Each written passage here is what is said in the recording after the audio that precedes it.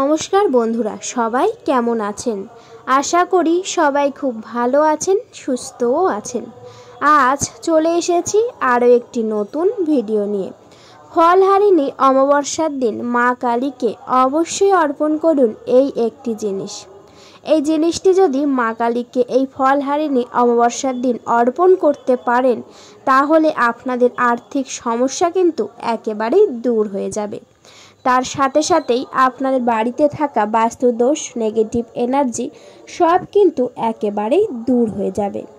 আসুন বন্ধুরা, জেনে নিই সেই জিনিসটা কি এবং ঠিক কিভাবে মা কালীকে এই জিনিসটি অর্পণ করতে হবে। তার আগে বলি বন্ধুরা, আপনাদের কাছে একটাই অনুরোধ, আপনারা পুরো ভিডিওটা দেখুন, একদম স্কিপ না করে। আর হ্যাঁ বন্ধুরা, আপনারা যারা আমার চ্যানেলে নতুন, অবশ্যই করে চ্যানেলটিকে সাবস্ক্রাইব করে পাশে থাকবেন। বন্ধুরা, সামনেই আসতে চলেছে অনেক বড় একটা অমাবস্যা। এই অমাবস্যার নাম হলো ফলহারিণী অমাবস্যা। এই ফলহারিণী অমাবস্যার দিন কিন্তু প্রত্যেক বাড়িতেই মা কালীকে পূজা করা হয়। তার সাথে সাথেই এই দিন যদি বাড়িতে মা কালীকে পূজা করা হয়, তাহলে কিন্তু বাড়ির মধ্যে থাকা বাধা, বিঘ্ন, অশান্তি সব কিছুই কিন্তু মা কালী নিজের কাছেই হরণ করে নেয়। সেই জন্যে বন্ধুরা, প্রত্যেক বাড়িতেই কিন্তু মা কালীকে এই ফলহারিণী অমাবস্যার দিন ভালো করে পূজা করতে হয়। সেই জন্যে বন্ধুরা, অবশ্যই করে চেষ্টা করবেন এই ফলহারিণী অমাবস্যার দিন মা কালীকে ভালো করে পূজা করার।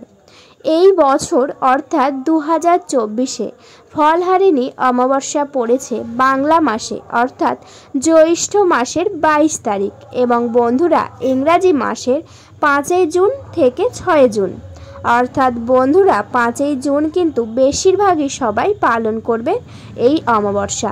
যেহেতু বন্ধুরা মা কালীর পূজা হয় অনেক রাতে, সেই জন্যে এই 5 জুন কিন্তু এই অমাবস্যাটা পালন করা হবে। অর্থাৎ বন্ধুরা 5 জুন অনেক রাতেই কিন্তু মা কালীকে ভালো করে পূজা করা হবে।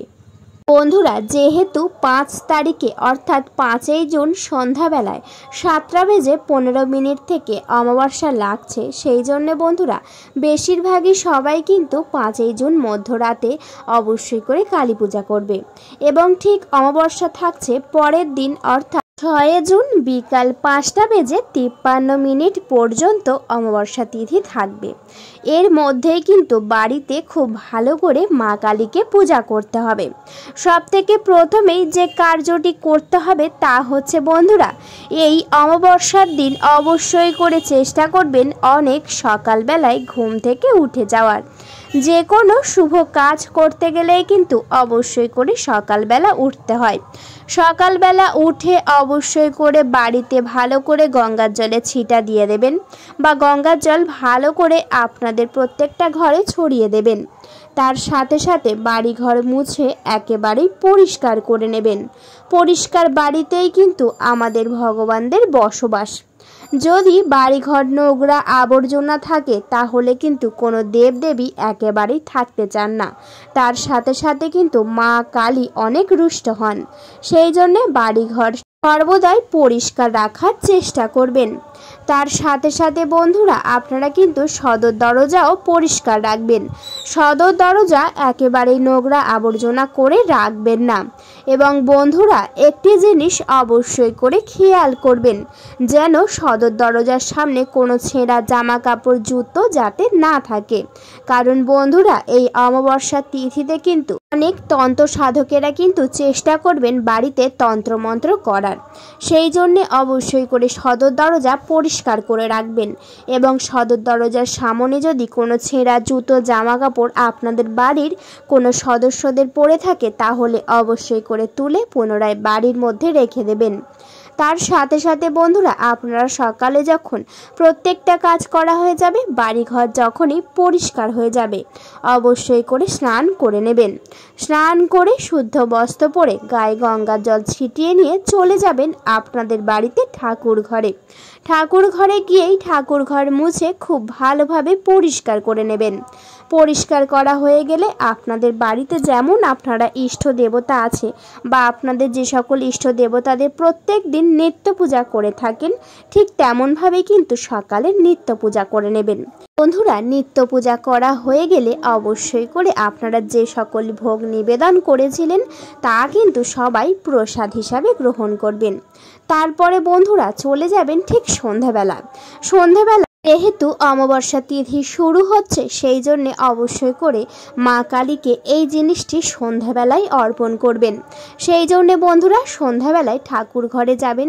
যেমনভাবে আপনারা প্রত্যেক দিন ভোগ নিবেদন করেন, সন্ধ্যাবেলায় সন্ধ্যা আরতি পূজা করে থাকেন, ঠিক তেমনভাবেই শুদ্ধ বস্ত্র পরে ঠাকুর ঘরে যাবেন।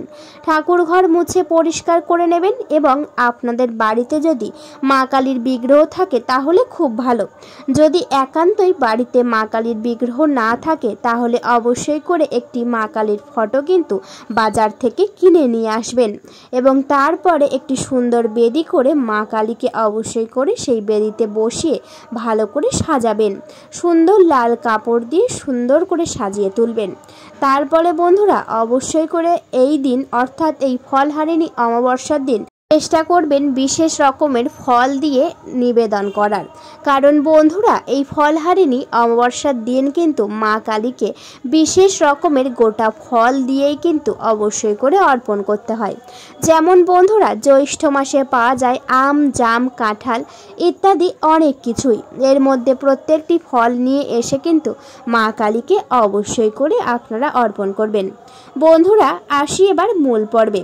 এমন কি জিনিস যা এই ফলহারিণী অমাবস্যার দিন মা কালীকে অর্পণ করা অত্যন্ত ভালো, তা হচ্ছে বন্ধুরা এই ফলহারিণী অমাবস্যার দিন অবশ্যই করে কিন্তু মা কালীকে একটি লাল জবা ফুলের মালা অর্পণ করবেন। কারণ বন্ধুরা মা কালীর অত্যন্ত পছন্দের ফুল হচ্ছে জবা ফুল এবং সেই জবা ফুলটি যদি একেবারে লাল হয় তাহলে কিন্তু মা কালীর অত্যন্ত পছন্দের। সেই জন্যে আপনাদের সামর্থ্য অনুযায়ী অবশ্যই করে কিন্তু লাল জবা ফুলের মালা নিয়ে আসবেন। যদি একান্তই লাল জবা ফুলের মালা না নিয়ে আসতে পারেন তাহলে অবশ্যই করে একটি হলেও লাল জবা ফুল কিন্তু মা কালীকে অর্পণ করবেন। এই দিন অর্থাৎ বন্ধুরা এই ফলহারিণী অমাবস্যার দিন যদি মা কালীকে এই লাল জবা ফুল যদি অর্পণ করতে পারেন তাহলে বন্ধুরা আপনার বাড়ির মধ্যে থাকা সমস্ত রকম বাধা বিঘ্ন, নজরদোষ, বাস্তুদোষ সব কিন্তু মা কালী একেবারেই নিজের কাছেই হরণ করে নেবে। কারণ বন্ধুরা এই অমাবস্যা হচ্ছে ফলহারিণী অমাবস্যা। এই দিন কিন্তু মা কালী সমস্ত রকম খারাপ কিছু অর্থাৎ সমস্ত খারাপ শক্তি কিন্তু মা কালী নিজের কাছে হরণ করে নেয়। এই জন্যে অবশ্যই করে চেষ্টা করবেন লাল জবা ফুলের মালা নিবেদন করার। আরও যদি পারেন আপনাদের বাড়ির গাছে যদি লাল জবা ফুল হয়ে থাকে সেই ফুল তুলে নিয়ে এসে আপনারা খুব ভালো করে নিজ হাতে মালা গেঁথে কিন্তু মা কালীকে অর্পণ করবেন। এবং বন্ধুরা যখনই মা কালীকে এই লাল জবা ফুলের মালা অর্পণ করবেন তখন কিন্তু অবশ্যই করে বলবেন জয় মা কালীর জয় হোক। এই কথাটি 3 বার বলেই কিন্তু অবশ্যই করে অর্পণ করবেন। তারপরে বন্ধুরা গোটা ফল দিয়ে খুব ভালো করে মা কালীর কাছে আপনারা নিবেদন করবেন ভোগ। তার সাথে সাথে আপনাদের বাড়িতে যে সকল ইষ্ট দেবতারা আছে তাদেরকেও খুব ভালো করে ভোগ নিবেদন করবেন। তারপরে আপনারা কিন্তু অবশ্যই করে সন্ধ্যা আরতি করবেন।